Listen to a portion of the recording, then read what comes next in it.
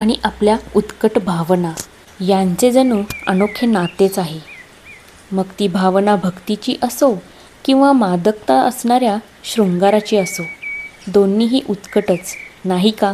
याचा दरवळणारा मंद सुवास आणि डोळ्यांना मोहित करणारे पांढरे शुभ्र टपोरे रूप, जे हिरव्या शालूतील शुभ्र चांदणेच जणू. आणि म्हणूनच संत श्री ज्ञानेश्वर महाराजांच्या ओव्यांनाही यांचा मोह काही आवरलेला नाही, जो मानवी मनाच्या चंचलतेला त्यांनी त्यांच्या ओव्यांमधून व्यक्त केलेले आहे.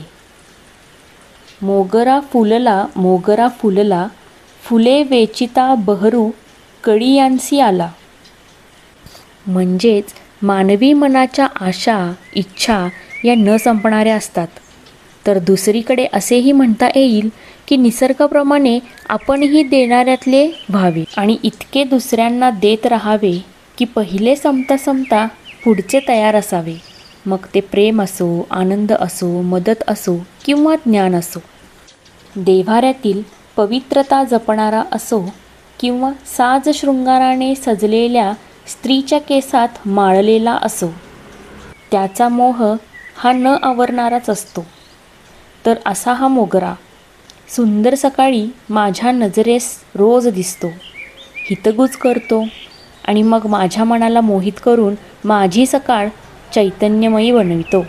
आज घर संसार एक लहान लेकरू सांभाळत असताना थुई थुई नाचणाऱ्या मनाची शांतता मला इथे मोगरा देतो, ते पण त्याच्या दरवळणाऱ्या मंद सुवासाने आणि टपोऱ्या रूपाने, ज्याने माझी दिवसाची संपूर्ण ध्यानधारणा जणू माझ्या गॅलरीतच पार पडते. निसर्ग किती दानशूर आहे ना, याची प्रचिती मात्र मला इथे येऊन जाते. निव्वळ आनंदच मनात भरलेला असतो. दिवसाच्या सुरुवातीलाच मग मन शांत बनून जाते. जणू एक ताजीतवानी ऊर्जा संपूर्ण शरीर मनातून भ्रमणच करत असते. निसर्ग एक आई समान वाटते अशा वेळेस. कारण उठल्या उठल्या लेकरू जसं आईला बिलगतं ना, तसंच आपण देखील आपल्या दिवसाची सुरुवात करताना जर आपण निसर्गात आलो तर ते लेकरू आणि आईचं जे काही नातं आहे ना, ते आपण इथे देखील अनुभवू शकतो.